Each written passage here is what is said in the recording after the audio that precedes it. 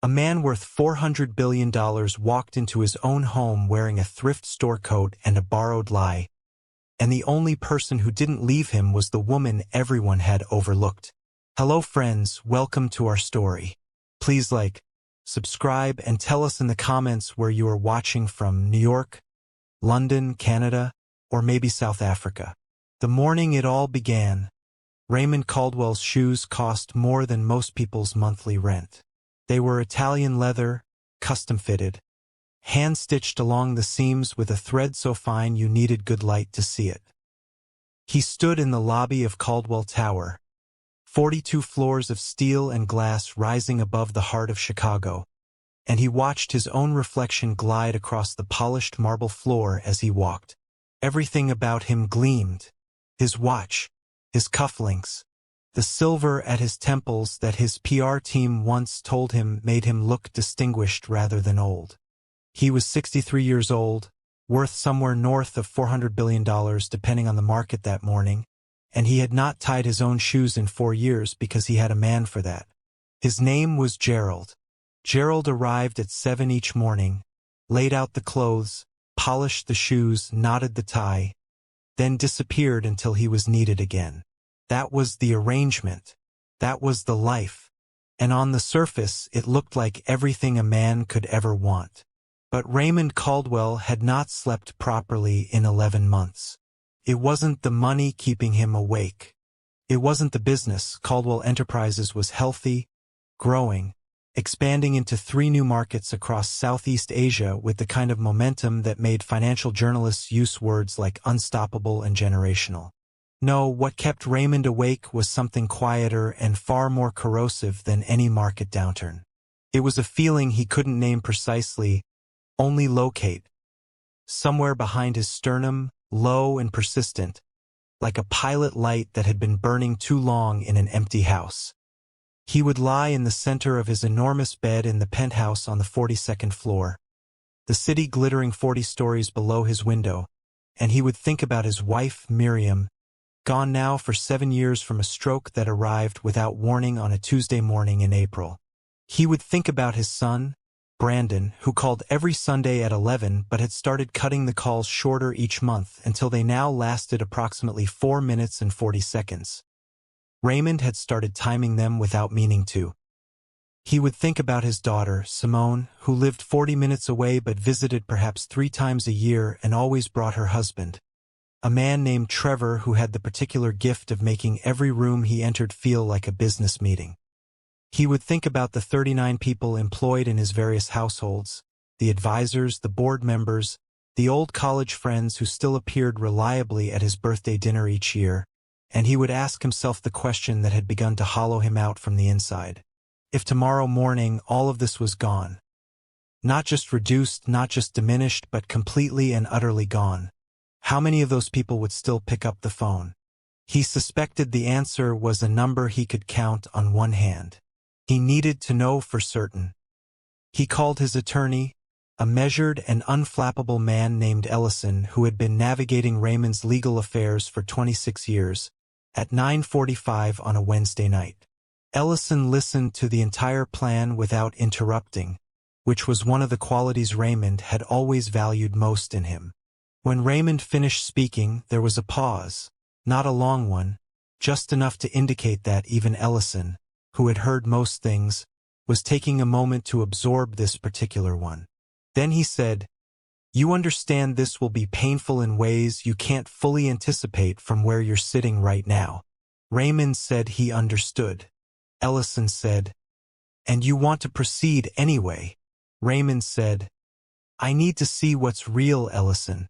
I'm surrounded by people every hour of every day, and I haven't felt less alone in my life." There was another pause. Then Ellison said he would have everything arranged by the end of the week. The story released to the financial press was precise and plausible. An independent auditing firm had uncovered a years-long internal fraud within the subsidiary structure of Caldwell Enterprises, the kind of deeply embedded, carefully concealed financial crime that could, investigators said, take years to fully untangle. The assets were frozen. The accounts were under federal review. The properties, the holdings, the portfolios, all of it was, for now, inaccessible and legally encumbered. Raymond Caldwell, the report said, had gone from one of the wealthiest men in the world to a man of effectively zero liquid worth in the time it took a headline to load on a screen. It was a believable story. It had the specific texture of real disaster. Complicated enough to sound true, devastating enough to silence the room. The financial press published it at noon on a Friday. By 2 o'clock, Raymond's phone had received 311 notifications. He turned it off, placed it in the drawer of his desk, put on a plain gray coat he had purchased that morning from a thrift store on Western Avenue for $11, and drove himself, for the first time in 5 years, to a small furnished apartment in Evanston that Ellison had arranged under the name R. Ward. He left the Italian shoes by the door of the penthouse. He wore a pair of plain dark boots that had cost him $22 at the same thrift store. They were slightly too wide and made a soft, loose sound when he walked. He gave himself 8 weeks. The Caldwell house on Wentworth Lane was not the grandest property in Raymond's portfolio. That distinction belonged to the lakefront estate in Lake Forest, which his son Brandon had taken to using on weekends with a frequency that Raymond had privately noted but never addressed. The Wentworth house was something different. It was the original, the house Raymond had bought 31 years ago when Caldwell Enterprises was still young and the money was real but not yet incomprehensible. A large colonial with white columns that had begun to gray at the base, a sweeping oak-lined driveway, a rear garden that Miriam had designed herself one spring with a stubbornness and joy that he had loved watching. She had refused the landscaping company that first year. Said she wanted to understand where everything was going before she let someone else touch it. That was Miriam. She wanted to know the ground before she trusted it. Raymond had not been to Wentworth Lane in nearly 5 months before the announcement. He kept a small staff there, a groundskeeper, a cleaner, a part-time property manager named Horatio who oversaw the rotating schedule. He rarely visited himself. The house still carried something of her. A smell, low and warm, like old roses and clean linen, present in the hallway the moment you stepped inside. He didn't know if it was the furniture, the walls, or simply his own memory manufacturing comfort where there was none. But it was there every single time, and it always pressed against his chest in a way that was equal parts grief and gratitude. During his 8 weeks away, Raymond received reports through Ellison. They were dry, factual, unemotional, exactly as he had asked for. And each one arrived like a stone dropped into still water, the ripples moving outward long after the initial impact. Brandon had called the Wentworth house within 72 hours of the news breaking, not to inquire about his father's whereabouts or well-being. Horatio, the property manager, confirmed that Brandon's questions had been entirely structural. Was the Wentworth property listed among the frozen assets? Was there a separate title structure that might isolate it from the broader lien review? What was the current estimated market value? Horatio, who had worked for Raymond for 14 years and possessed a deep and undemonstrative loyalty, had answered each question carefully and then called Ellison directly afterward to report the conversation. Brandon had not asked where his father was. Not once. Simone had been more composed in her approach, which somehow made it worse. She had engaged her own legal counsel by the 4th day, a firm specializing in estate and trust litigation, which told Raymond everything about the direction of her thinking. She had also called Raymond's personal line twice, leaving messages that were warm in tone and vague in content, expressing concern while carefully avoiding any specific offer of help. Raymond had listened to both messages in the Evanston apartment, sitting at a small kitchen table with a cup of coffee going cold in front of him, and he had recognized in her voice the particular quality of someone performing an emotion they were not fully feeling. He had heard that quality before in boardrooms. He had never expected to hear it from his daughter. Trevor, Simone's husband, had apparently told a mutual acquaintance at a dinner party. Ellison sourced this through a secondary contact, that Raymond had always been reckless at the structural level, and that something like this was only a matter of time. This information arrived in one of Ellison's reports on a Thursday afternoon, and Raymond had read it twice, set the paper down, and looked out the window at the flat gray sky above Evanston for a long time without moving. The board members stopped calling by the end of the third week. The Sunday callers, the old college friends, the advisors and consultants and the various architects of his social world. They thinned steadily, like a tide going out, until by week 5 the silence was total and complete.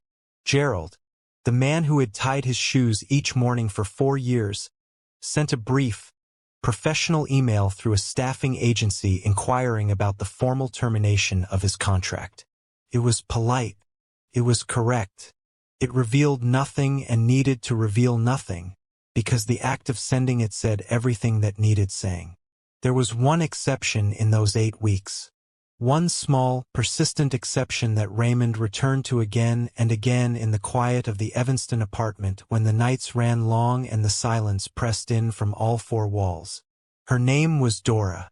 She was 52 years old, originally from a small town in rural Georgia, and she had worked at the Wentworth house for 9 years as part of the cleaning staff, specifically the indoor cleaning staff, which placed her in the unspoken hierarchy of a household that size, somewhere toward the invisible end of the spectrum. She was not a personal assistant. She was not a chef or a property manager or a driver. She cleaned the rooms. She polished the floors. She laundered the curtains twice a year and dusted the library shelves on a Tuesday rotation and made sure the guest bathrooms were always stocked even when no guests were expected.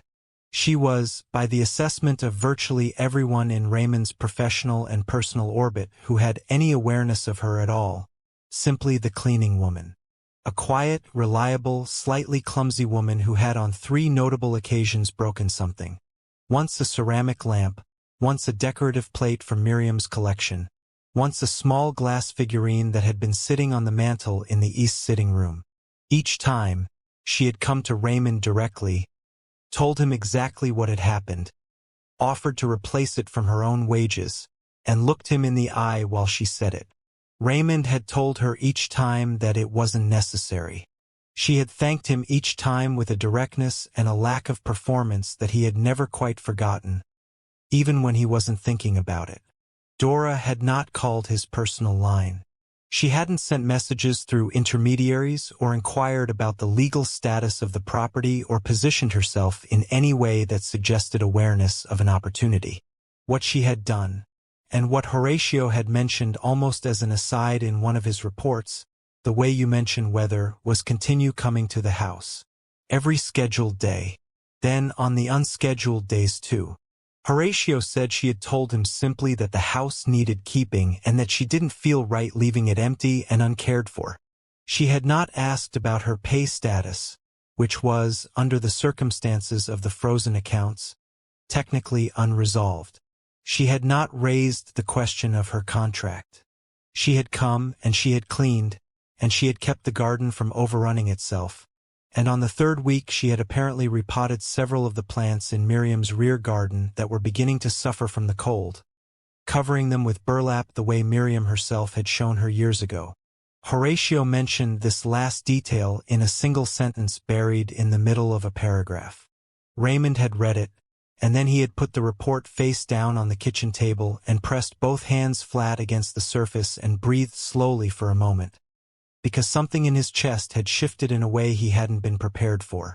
He drove back to Wentworth Lane on a Tuesday in early November. The sky was heavy and colorless, a thick Midwestern sky that pressed low over the rooftops and made the day feel smaller than it was. The oak trees along the driveway had shed almost everything, standing bare and tall on either side of the car as he drove slowly up the gravel path. He had kept the thrift store coat, the plain dark boots. He had not called ahead. The gravel crunched under the tires with a sound that seemed too loud in the stillness, and he parked at the far end of the turning circle and sat for a moment with the engine off, looking at the house. The white columns, the ivy on the east wall, the upper windows dark. The front steps swept clean, he noticed. The iron railing along the steps had been wiped down. He could tell by the absence of the rust-colored streaks that had been gathering there all autumn. Someone had wiped the railing. Recently. He got out of the car. The air hit him, cold and damp and smelling of wet leaves and chimney smoke from somewhere down the lane. His hands were cold before he reached the front steps. His mouth was dry. He stood for just a moment at the bottom of the steps and looked up at the front door, and he had the strange, disorienting sensation of being both exactly where he belonged and completely uncertain of his welcome. He was a stranger wearing his own life. He used his own key. The front hall was dim and still and smelled of lemon and warm wood and, beneath it, faint and foundational as something built into the plaster itself, old roses. He stood in the doorway for a moment without moving. The floors were clean. Not merely clean, they held a faint, careful shine, the kind that came from time and attention rather than product. The side table had been dusted. The coat rack was straight. The mirror above the console table had been polished. He could see himself in it clearly, which had not always been the case. He closed the door behind him quietly. He heard her before he saw her. From somewhere toward the back of the house, past the formal dining room, through the connecting corridor that led to the rear sitting room and the garden entrance, there was a sound. Soft and rhythmic. The particular sound of a mop moving across a floor in long, patient strokes. He walked toward it slowly, his plain boots making almost no sound on the freshly cleaned surface, one hand trailing along the wall without quite touching it. He passed through the dining room.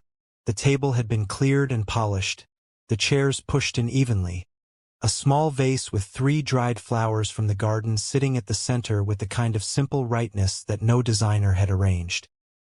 He passed through the corridor, which smelled of clean cotton and faintly of the cedar blocks that Miriam had always kept in the linen drawers. He reached the doorway of the rear sitting room and stopped. She had her back to him. She was working the mop in long, careful strokes across the sitting room floor, moving from the far wall toward the garden windows, and she was doing it with the unhurried steadiness of someone who was not doing it to be seen. She had not heard him come in. She was wearing her usual clothes, dark trousers, a plain blue top, her gray-streaked hair pulled back, and she was singing something quietly to herself, so softly he couldn't make out the melody, only the low, unself-conscious murmur of it. The garden windows behind her let in the pale November light, and the room was clean and still and smelled of something warm he couldn't immediately place and then recognized.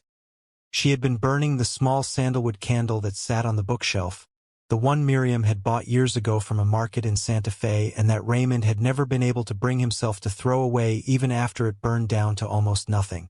It was lit now, a small, warm, almost imperceptible flame. He stood in the doorway and watched her for a moment. She hadn't broken anything today, he thought, and then immediately felt the smallness of that thought against the size of what he was actually feeling. His chest was doing the pressing thing again. Both sides. He cleared his throat gently. She turned. The expression on her face moved through 3 things in rapid succession. Surprise. Genuine, unguarded. The mop handle shifting in her grip so that it knocked against the bookshelf and sent a small paperback sliding to the floor, which was so completely and perfectly her that he almost smiled. Then concern, her eyes moving over him, the plain coat, the worn boots, the fact that he had driven himself and come without announcement, and something in her face reading all of that with a quiet accuracy she didn't try to hide. And then, third, something he could only describe as simply glad. Not performed gladness. Not the careful warmth of someone managing a situation. Just glad. The way a person looks when something they were quietly hoping for turns out to be true. She bent down and picked up the fallen paperback without breaking eye contact, placed it back on the shelf and said, "Mr. Caldwell, I didn't know you were coming." He said, "I know. I'm sorry to startle you." She shook her head once. dismissing the apology as unnecessary. Then she looked at him again, that same quiet, accurate look, and said, "Are you all right? You look like you've been somewhere cold." He looked at her for a moment. For $100 billion. 42 floors of steel and glass. 311 notifications on a phone he had turned off in a drawer. Brandon's 4-minute Sunday calls. Trevor's dinner party pronouncements. The tide going out until the silence was total. And Dora standing in a room she had cleaned because it needed cleaning, in a house she had kept because she couldn't feel right leaving it empty, asking him in the same tone she would use to ask anyone whether he was all right, because he looked like he'd been somewhere cold. He said, "I have a question for you, Dora." She waited. "The last 8 weeks," he said. "You've been coming here, every day from what Horatio tells me, without confirmed pay, without being asked. Without." He paused. "Why?" She considered the question for a moment with the kind of seriousness that told him she wasn't going to reach for an easy answer. Then she said, "Because this house needs looking after. And because Mrs. Caldwell loved this house, and I don't think she'd want to see it go to ruin." She paused. Then, more quietly, "And because I've worked for you for 9 years and I don't know exactly what happened, but I know that whatever is going on, you're a decent man. And decent men deserve to have something waiting for them when things go wrong." The room was very quiet. The candle on the shelf burned in its small, warm way. Outside the garden windows, the November light was flat and still. Raymond stood in the doorway in his thrift store coat and his borrowed lie, and he felt the thing behind his sternum. That low, persistent pilot light that had been burning in an empty house for 11 months. Shift in a way that was not quite extinguishing and not quite igniting, but something between the two that felt, for the first time in a long time, like the beginning of warmth. He said, "Dora, there's something I need to tell you." She looked at him steadily. "All right," she said. He took a breath. The collapse, the accounts, the frozen assets, all of it. It wasn't real. He watched her face.